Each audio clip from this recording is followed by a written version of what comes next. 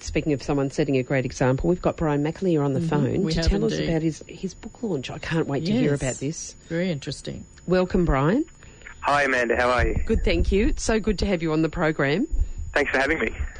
Now, Brian, very exciting week for you, and with a lot of hard work behind the scenes to prepare a book. I can't imagine what's involved in writing a book, but it certainly would be a lot of work. But just before we launch into talking about the book, I wondered if you could tell us a little bit about yourself.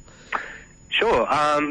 So I'm a life coach, and I'm now a published author as of this week.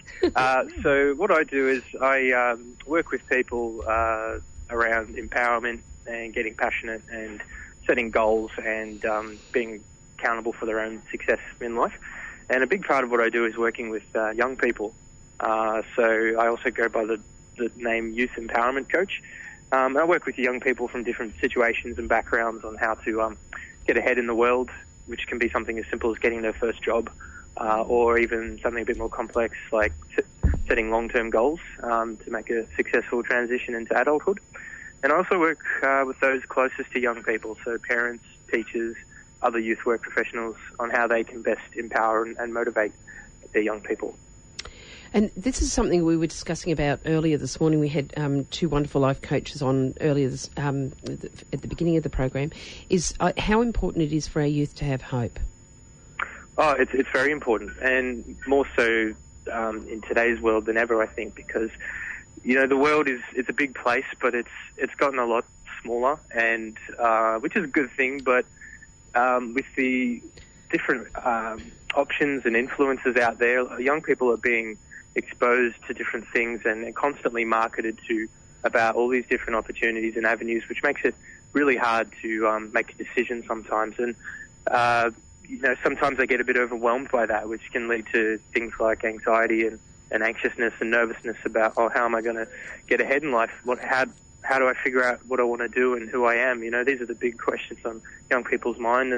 And I was at that stage myself, when I was a teenager, not really knowing what to do and hoping the pathway would just sort of be presented to me. But, what helps is having mentors and having adults that are there for young people that believe in them and want to give them a shot. I think that's really important. And young people need to know that there are adults out there who are committed to helping young people get a good start to life. Yes, and it's a good thing to know as well. I think, and this is what I loved about, I first met you at an event that was held in Cranbourne just a year ago. Right. And I thought, oh my gosh, the wonderful things that you're saying are the very things that were on my heart is, we need to believe in our young people. We need to give them the skills to be the best that they can be. But we also need to let them know that life's not hopeless. That's right. That there's lots of opportunity for them, because what they're exposed to is life on steroids, really. I mean, we didn't have this growing up. I certainly know I didn't. And, they're exposed to so much, and it's overwhelming and very demanding of all of their time. It is, and I find that the consensus a lot of people have on those teenage, adolescent years is that, they'll be right, they'll get through it. But, the teenage years are just as important as the early childhood years.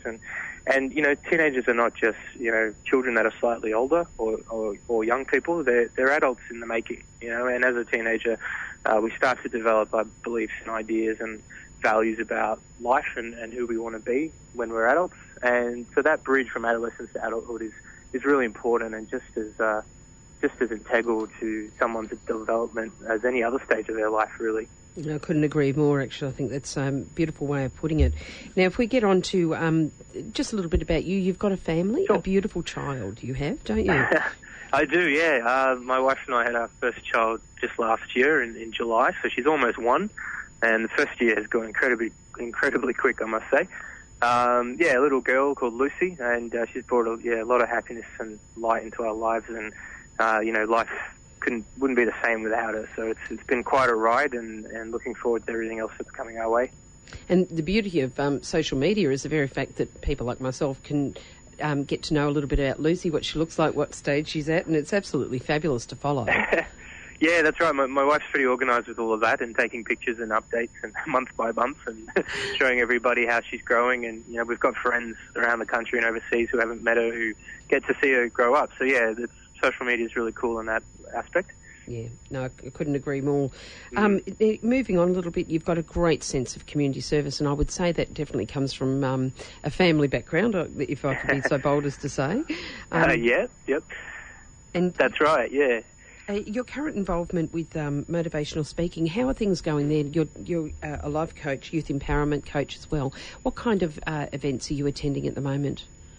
A whole range of things, really. Well, as you mentioned before, we hosted the Day of Power and Leadership last October with myself and two other speakers, Ryan Gomez and Warren Fraze, which was a great success. So that was probably a big turning point for me in my motivational speaking. And since then, I've had other opportunities come out of that where I speak with groups of professionals on how to empower their young people or work with disengaged young people. I also do talks at high schools sometimes, and a couple of years ago I did a talk at the Nossal School in Berwick. Oh, yes. How did that go? Yeah, really good. Great kids at that school. You know, they were very welcoming and very open-minded, and I did a talk with them called Fall Down, Get Up, which is all about looking at failure as a form of feedback.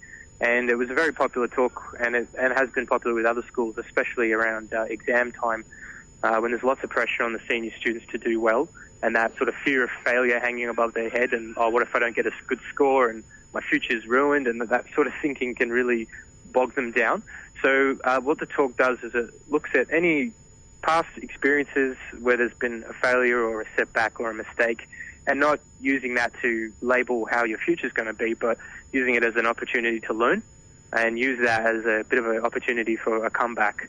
And I tell a little bit about my own story in that talk when I was young and traveling overseas, and how I, lost a job at one stage and was really sort of lost and not sure which way to go. But all of that, it was laying the foundation for the life I have now. It was learning about myself and learning about other people through those kind of failures. So, yeah, that's the whole concept of the talk. So that's really popular with high school students. And this might have been an area that wasn't so readily identified. I know we focus a lot on disengaged youth and those that are actually falling between the gaps. But when we're talking about students from the Nossal High School, we're talking about high achievers and people, and it's select entry into that school. So. There's you would think, oh, well, they've got the supports that they need, but maybe not those emotional supports.